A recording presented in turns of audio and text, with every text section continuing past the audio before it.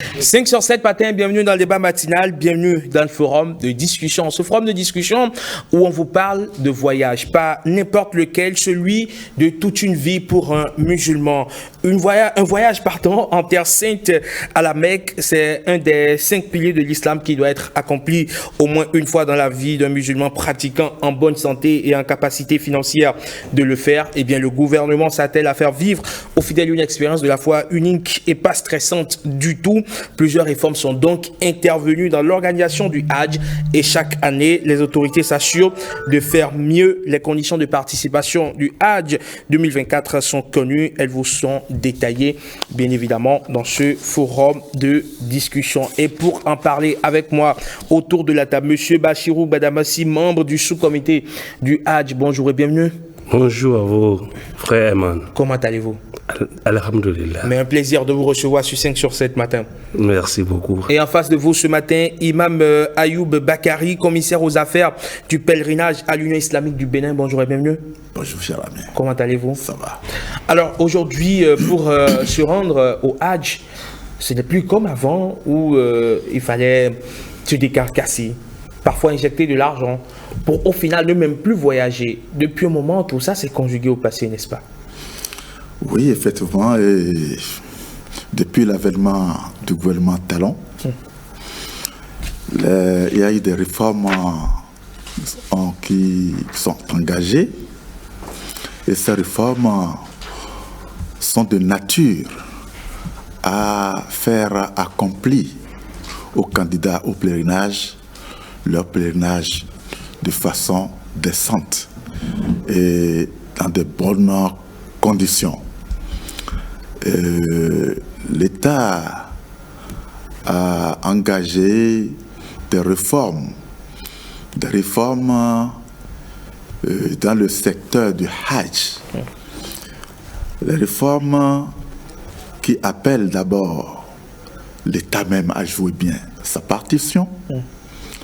Des réformes qui appellent les sociétés agréées à jouer correctement leur partition, et des réformes qui appellent l'Union islamique du Bénin à jouer correctement sa partition.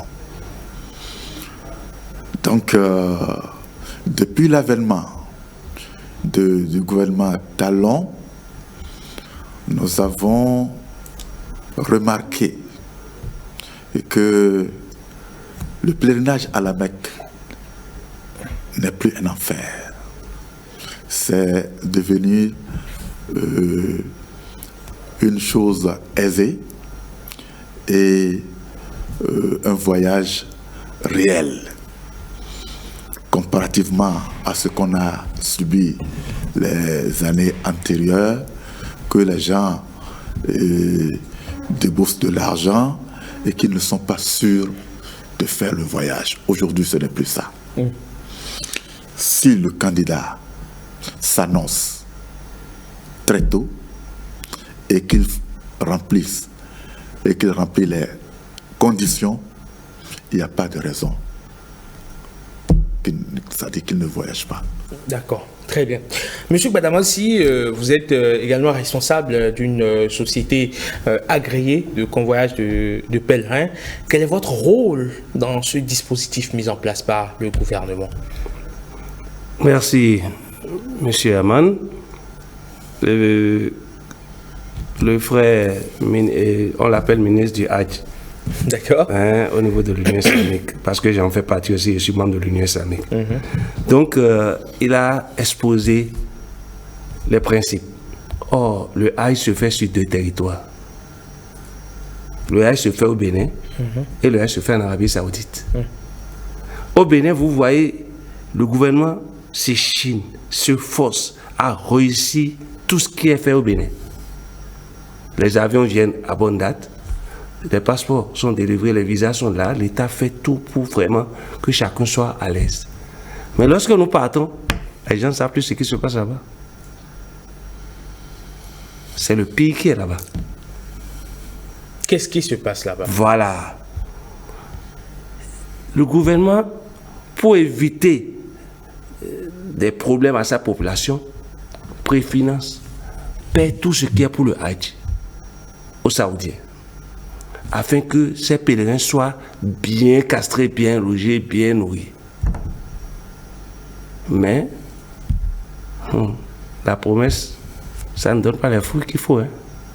Parce que les Saoudiens nous créent les pires problèmes là-bas. Et c'est pourquoi j'ai toujours demandé aux cadres béninois qui encadrent, que l'État envoie là-bas, de dire exactement au gouvernement que vous faites l'effort ici. Mais ceux à qui nous payons là-bas ne font pas leur jeu, ne font pas leur partition. Nous, par exemple, société agréée que vous avez demandé, nous allons sur la planète pour aller chercher des pèlerins. Ce n'est pas facile. Pour aller chercher des pèlerins sur toute l'étendue du territoire. On leur promet, voilà, vous serez bien logés, vous serez nourris. Ce n'est que ce qui est au Bénin seulement qui retrouvent. Mais ce qui est en Arabie Saoudite ne retrouve pas. Ils ne sont pas bien logés. Très loin, par exemple, ils ne sont pas bien nourris. Est-ce que vous voyez? Et ils s'efforcent avec l'aide des convoyeurs et de l'encadrement, y compris l'Union islamique et les cadres du Bénin, pour au moins accomplir les rites. Mais en matière de recasement là-bas, c'est zéro. Ils sont logés à près de 3,5 km, ce que le chef d'État a refusé. Le chef d'État a exigé ne dépasser pas 1 km. À la ronde. Pour aller sur les lieux de rite. Si vous devez aller à 1,5 km, motivez-moi pourquoi vous avez choisi un bâtiment qui dépasse, qui va jusqu'à 1,5 km. Mais je vous dis ouvertement, cette année, on est parti à 3, 5 ou bien 4 km. En gros, le chef de l'État a donné des directives qui ne sont pas suivies. Qui n'est pas la faute de nos cadres, il faut être honnête. Mais la faute des Saoudiens, lorsqu'ils vous prennent de l'argent pour faire quelque chose, ils font le contraire. Et c'est pourquoi moi, j'attaque toujours les cadres pour dire, dites exactement au gouvernement, ceux à qui on a payé n'ont pas fait le travail qu'ils doivent faire. Et pour que vous puissiez savoir si je dis la vérité ou pas, prenez les statistiques depuis 3 ans que le gouvernement organise qui fait du bon travail. Madame Aglo, je la félicite, elle se tue pour que ça réussisse. Mais quand nous rentrons dans l'avion, c'est autre chose que nous on voit là-bas. L'ambassadeur qui est là-bas, je n'ai jamais vu un tel ambassadeur. Il ne dort pas. Juste de notre arrivée jusqu'à notre retour, il ne dort pas 1 minute. Il met tout ce qu'il faut, moyens disponibles ou bien moyens personnels pour qu'on soit à l'aise. Mais les Saoudiens ne respectent pas les clauses des contrats. Et c'est ça qui me fait mal. Parce que d'année en année, vous allez voir que le nombre d'inscrits diminue toujours. On est parti il y a 2 ans à 4 000, 3 900. L'année dernière, on était à 2 800 et quelques. L'État a pris des précautions pour ne pas encore tomber en chose, mais cette année, il a demandé 2 300. Nous prions que nous puissions atteindre les 2 300 et dépasser pour au moins honorer l'engagement que l'État prend pour faire réussir. C'est un nombre qui est extensible, hein, le gouvernement l'a notifié. Si d'ici le 10 février ou le 15, on arrive déjà à amorcer les 2 300, parce que notre quota virtuel, c'est 4 600. L'État peut toujours demander à donner-moi dans mon truc. Donc, c'est l'occasion de demander aussi que les sociétés agréées fassent l'effort de pouvoir vite trouver les pèlerins, que les pèlerins puissent payer afin qu'on puisse avoir plus que ça, parce que 2 300, ça ne reflète pas le Bénin. C'est comme exactement ce que le Togo a, alors que nous dépassons le Togo de loin. D'accord, très bien. Alors, Imam Ayoub, aujourd'hui, pour participer au Hajj, le pèlerin doit débourser 3 500 000 francs CFA. C'est un montant presque identique à l'édition précédente et fixé pour permettre au plus grand nombre de Béninois d'accomplir ce pilier essentiel de l'islam. Oui. Oui, vous voyez, 3 500 000, c'est un montant un peu exorbitant. Vous voyez? Vous trouvez? Oui, c'est un peu exorbitant parce que si nous retournons à l'historique des prix du Hajj, c'est pour la première fois que le Béninois débourse 3 500 000. Mais ce prix fixé ne vient pas de la partie béninoise. Ça vient des services des services saoudiens là-haut. Il y a la hausse. Tout est devenu cher en Arabie Saoudite. Donc, des maisons, des hôtels que nous prenons à 800 rials est devenu 3200, 3600. Les tasses que nous payons à 2000 quelque chose, c'est allé à 500, 5000, c'est allé à 5000 et quelques, ainsi de suite. Donc la hausse que nous avons connue dans le prix de Hajj n'est pas imputable au Bénin et non au gouvernement béninois. C'est dû à la hausse des prix de services en Arabie Saoudite. Donc, si le Béninois veut accomplir le Hajj cette année, il doit pouvoir débourser ce montant-là. Et dites-vous, je crois que si nous comparons ce prix au prix des pays limitrophes du Bénin, c'est encore plus raisonnable. C'est encore plus raisonnable. Donc, le COS, c'est-à-dire le comité d'orientation et de supervision que le chef d'État a mis sur pied, a tout fait pour que le Béninois paye, c'est-à-dire le moins possible. Paye le moins possible. On a fait pression. On a fait pression sur nous pour qu'on puisse arriver à ce prix-là. D'accord. Alors, monsieur Badamassi, quel est le processus, d'accord, on a envie de comprendre, quel est le processus du début jusqu'à la fin pour un pèlerin ou pour un fidèle qui a envie d'aller au Hajj, pour quelqu'un qui n'y a jamais participé? Il y a 4 acteurs principaux pour organiser le Hajj. Il y a l'administration, l'État, aujourd'hui. Il y a les sociétés agréées, il y a l'Union islamique et il y a les pèlerins. Donc, lorsque l'État lance le Hajj, ce qui a été déjà fait depuis quelques jours, l'État nous a dit, voilà, les formalités d'après l'Arabie Saoudite finissent le 15 février. Donc, le coût du Hajj, c'est 3 500 000. Donc, vous devez tout faire pour rester dans le timing du 15 février pour finir les formalités. Ce qui serait difficile parce que le Béninois n'était pas préparé pour finir les formalités avant le Ramadan. Les processus des années antérieures, c'est toujours pendant le Ramadan qu'on s'annonce et qu'on sait qui va au Hajj. Parce que le Hajj au Bénin, c'est sponsorisé à 80%. Ce sont nos parents qui sont à l'extérieur, qui financent leurs parents ici. Est-ce que vous voyez? Il y a des gens qui cotisent pendant 20 ans avant d'aller à un Hajj. C'est pourquoi moi, toujours, mon cri de cœur, c'est en direction du chef de l'État. Parce que lorsque quelqu'un cotise pour 20 ans et qu'il paie, il va au pèlerinage. On lui dit, tu serais dans des maisons loin de la Mecque, de la Kaaba. Et on te met à 3 km, 500 à 4 km. On te dit, tu vas manger matin, midi, soir. On t'amène le petit déjeuner à 11h30. Pour des gens qui sont âgés et qui doivent prendre des médicaments. On t'amène le déjeuner à 17h. Et le dîner à 2h du matin, alors que nous ne sommes pas des cadavres. Dîner à 2h du matin. Et on met ça devant. Les cadres s'arrangent dès que c'est disponible, au moins pour distribuer devant toutes les chambres. Mais les gens dorment déjà. Le matin, la nourriture est gâtée. C'est pourquoi on a payé, on n'arrive pas à l'avoir. C'est pourquoi moi je demande, il est mieux, ce qui réussit le plus chez nous, c'est l'avion. C'est du jamais vu. Ça, je tire chapeau au président Talon. Bonne date, bonne heure, et l'avion est super. Il est vrai, c'est cher, mais tout ce qui est cher a un coût. Est-ce que vous voyez? Mais lorsque le type paye qui n'a pas ce qu'il faut là-bas, d'année en année, les gens se découragent et le nombre chute. C'est ça le vrai problème.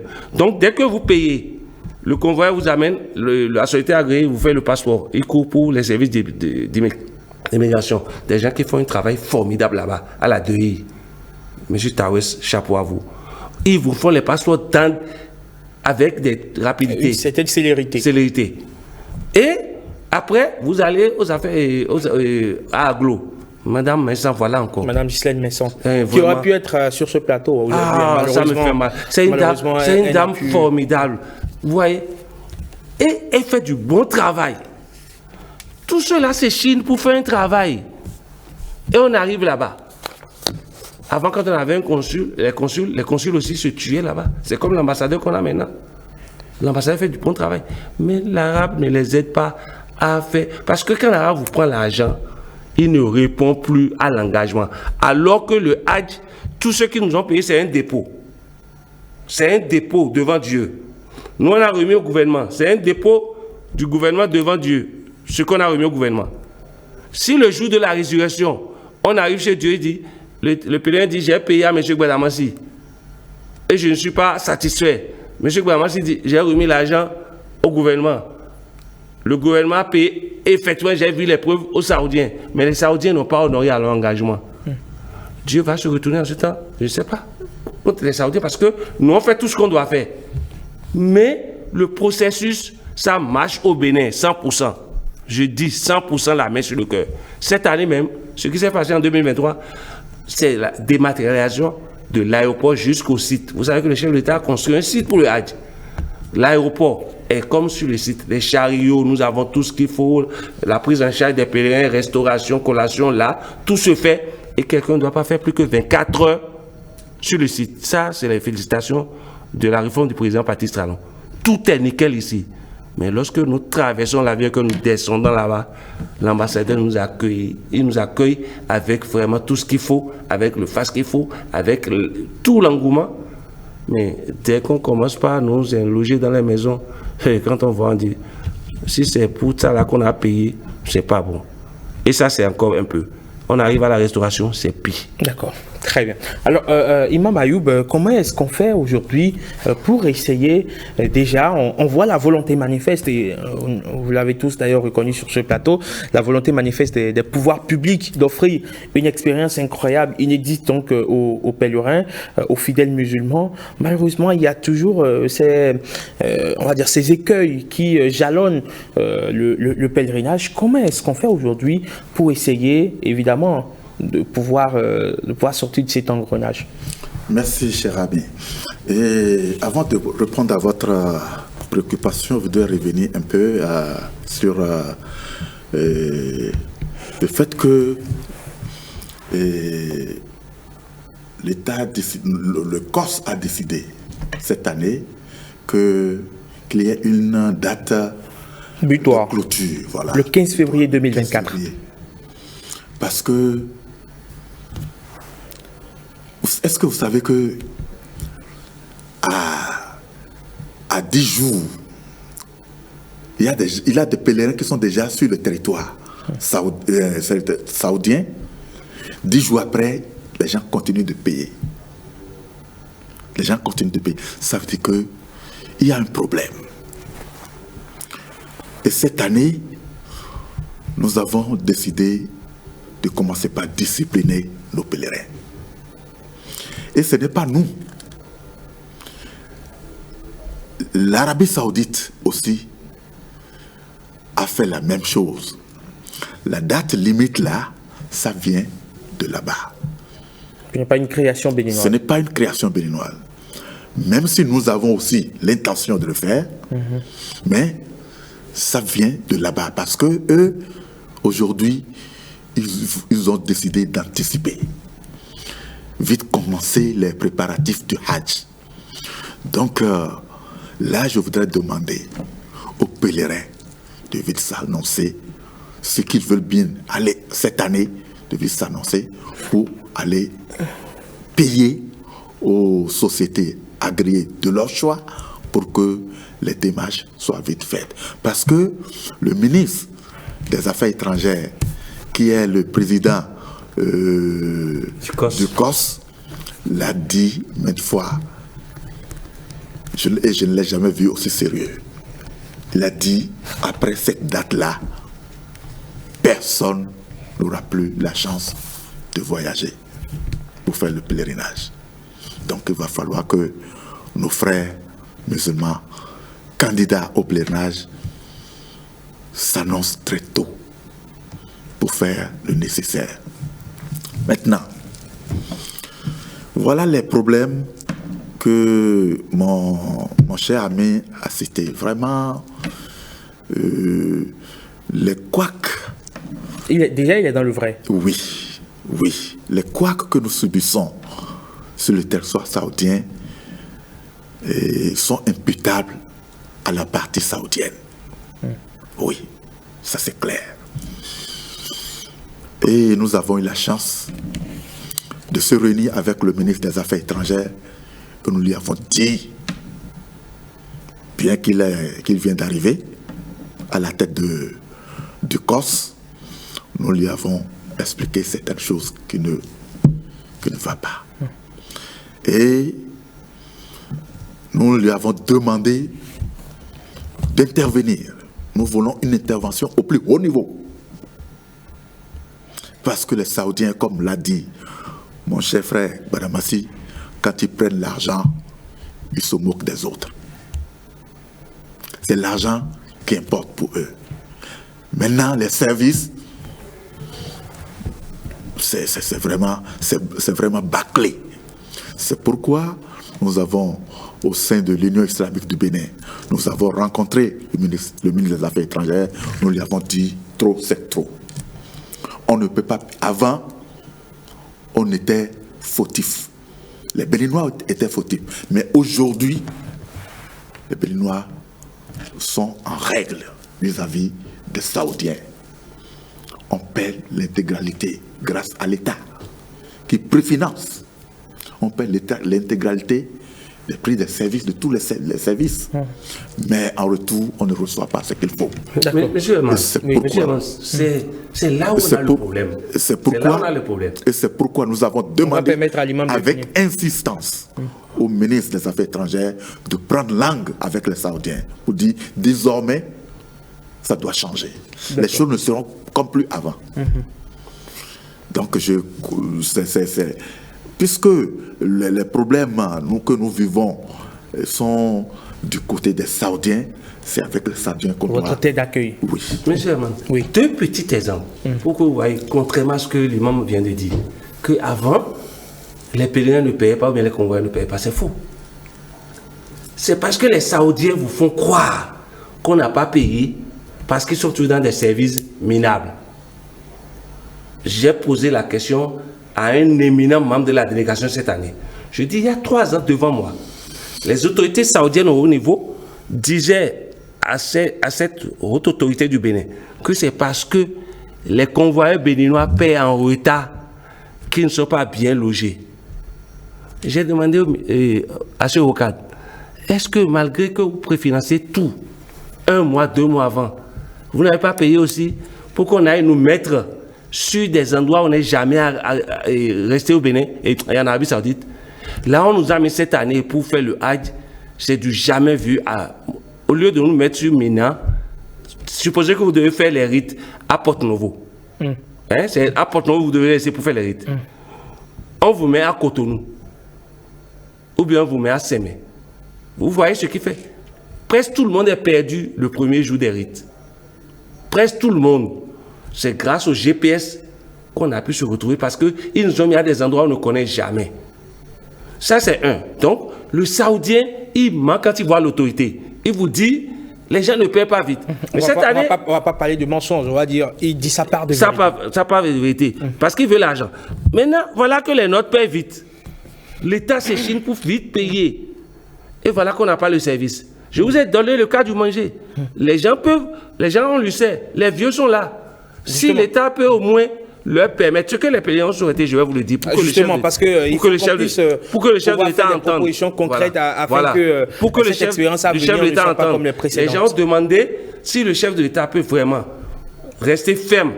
On sait que l'affrètement de l'avion, pas de problème. Mais pour le logement et la restauration, ça ne va pas. Il faut que le chef de l'État entende pour qu'il puisse savoir, si possible, des négociations au haut niveau. Pour la restauration, par exemple, laissons les pèlerins. L'Arabie Saoudite a exigé 1 repas par jour. Pourquoi nous, on veut faire 3 repas par jour alors qu'on sait qu'ils sont incapables de le faire? Quand ils vous prennent de l'argent maintenant pour dire, c'est la société qui va vous faire le repas. Ils vont prendre chez 5 pays. Et à l'heure de donner les repas, ils n'ont pas fini. Ils vont amener le petit déjeuner à 11h, 11h30. Les gens doivent prendre les médicaments. Ils vont amener le déjeuner à 17h et l'autre à 2h du matin. Vous voyez? Donc, si on peut laisser l'argent dans la poche des pèlerins, pour que chacun puisse manger au moment voulu et prendre ses médicaments. Et se débrouiller. Un repas par jour, l'État prend et c'est mieux. D'accord. Imam? Oui. Qu'est-ce que vous avez à dire à ce sujet? Oui, bon, j'ai parlé qu'avant nous étions fautifs. Il ne peut pas donner les preuves que nous n'étions pas fautifs. Je viens de donner. Il y a des peut-être que lui ne fait pas partie. Il y a des sociétés qui devaient aux Saoudiens. J'ai la liste ici. Mais c'est tout ça là, après les réformes, c'est tout ça là qui a amené l'État à l'interlocuteur direct des Saoudiens aujourd'hui. Qu'on dit que c'est faux, ce que moi j'ai dit, non, il ne peut pas prouver. Il ne peut pas le prouver. Et vous êtes donné les preuves. Donc voilà, c'est vrai que l'hébergement n'a pas aussi de problème à la Mecque. Sauf que il y a la distance. La distance, c'est la distance qui pose problème. Et la distance qui pose problème, c'est dû au fait que la mission de prospection ne se déplace pas. Parce que si vous allez tard pour aller chercher des maisons, c'est les restes que vous allez trouver. Les premiers sont toujours les mieux servis. Voilà, les premiers sont toujours les mieux servis. C'est pourquoi je vais profiter de votre plateau pour demander à ce que cette mission soit effectuée très tôt. Maintenant, la restauration, c'est vrai. Ça, c'est le nœud du problème là, ça. La restauration. Mais en 2022, c'est le même restauration que le même restaurateur que nous avons engagé. Mais il a essayé.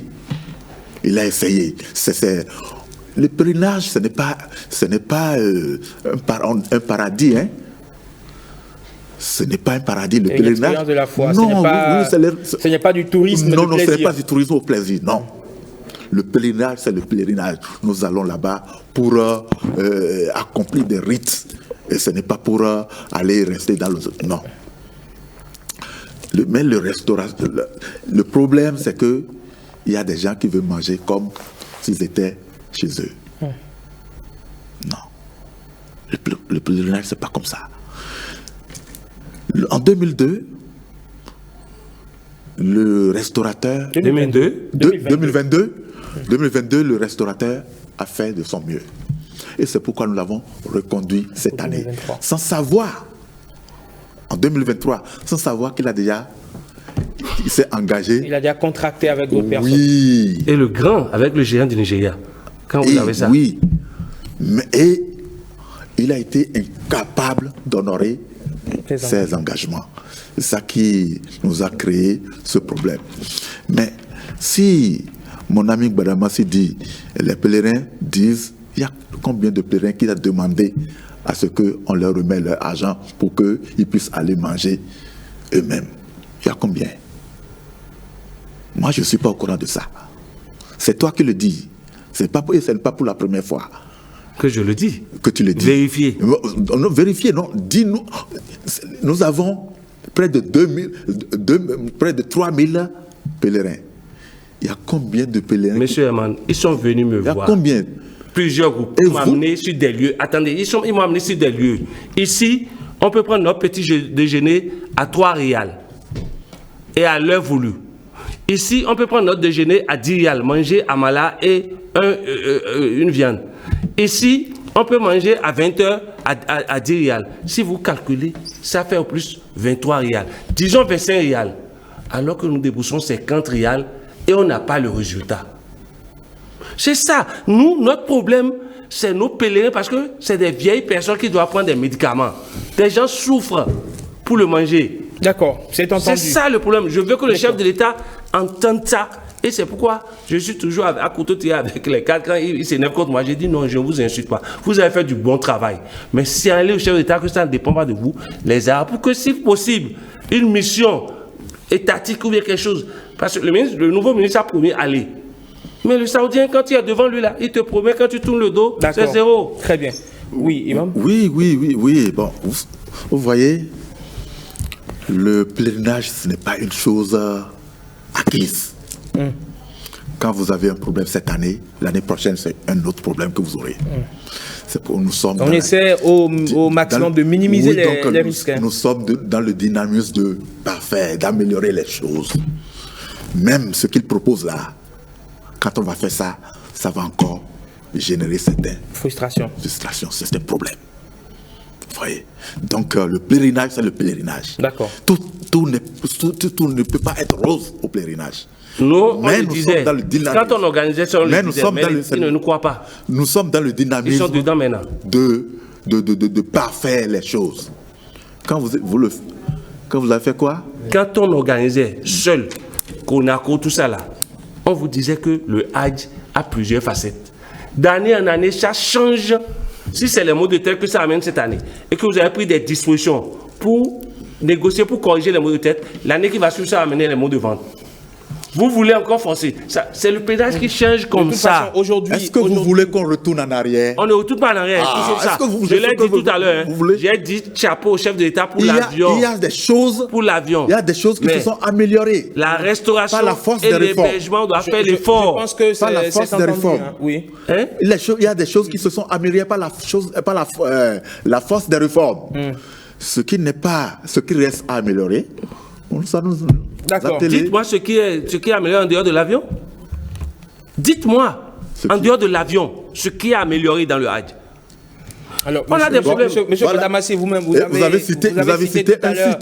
cité tout à l'heure la gestion déjà. Un site qui a hébergé. Je dis au Bénin, il n'y a pas de problème. Tous les services de l'aéroport. Monsieur Herman, vous avez dit, c'est un acquis. Au Bénin, il n'y a aucun problème. L'État fait tout et ça marche. 100%. Tu as dit ça. J'ai dit ça. Tu as dit l'avion. Après l'avion, il y a encore quoi? Très bien. Monsieur, je pense que. 100% ça marche au Bénin. Mais en Arabie Saoudite, ce n'est pas bon. On est d'accord. Malgré tout ce que l'ambassadeur et les gens font, les cadres. On est d'accord. Toi-même, tous les jours, matin, midi et soir, on va s'asseoir chez le restaurateur. Et on n'est jamais servi à l'heure. Oui, toi et moi, on va tous les jours. Je suis alors d'accord. que nous sommes de la délégation, on n'est pas appelé pour aider le restaurateur.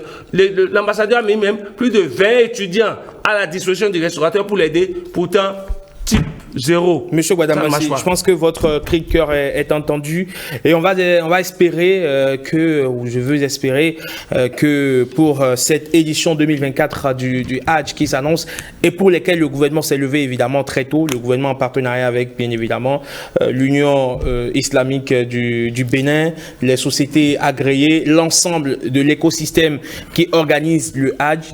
Le gouvernement s'est levé très tôt afin que ces problèmes-là, ces petits problèmes que vous avez sur place, ces problèmes-là puissent être corrigés. On va être en symbiose, en communion d'esprit pour que tout se passe très bien. On va rappeler les dates. C'est le 15 février 2024, date de clôture des inscriptions. Et le Hajj est programmé pour quand déjà?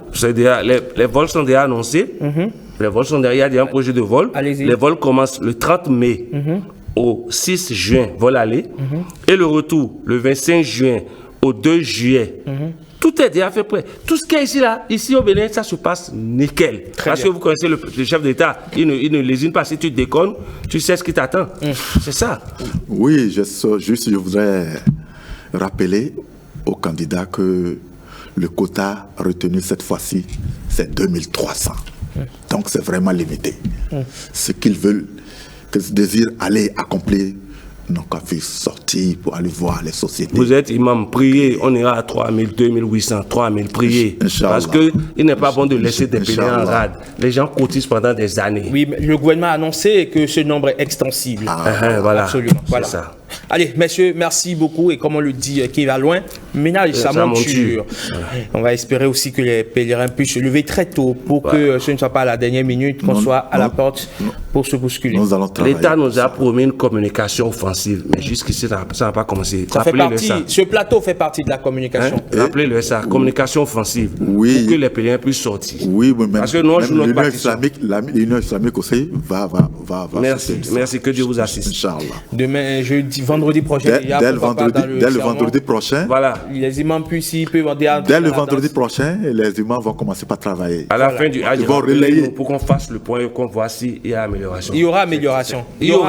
On espère. Il y aura amélioration. Parce qu'il connaît le chef de l'État, il a dit. C'est pourquoi je veux qu'il entende. Qu'il sache que vraiment, c'est pas bon là où on va loger ces pèlerins. Il a déjà entendu. Merci beaucoup, M. Bachirou Bouadabassi, membre du sous-comité du Hajj. Merci, Imam Ayoub Bakari, commissaire aux affaires du pèlerinage à l'Union islamique du Bénin. Membre du sous-commission du sous-comité du Hajj. Le ministre du Hajj, comme on vous appelle, donc, à l'Union islamique du Bénin. Merci beaucoup d'être passé sur 5 sur 7 matin, partagé avec nous. Évidemment, quelques informations liées à la gestion du Hajj 2024. 5 sur 7 matin. Blaise Adanko pour le dernier coup de clé dans la porte. Marcel Arrossi ne sera pas là.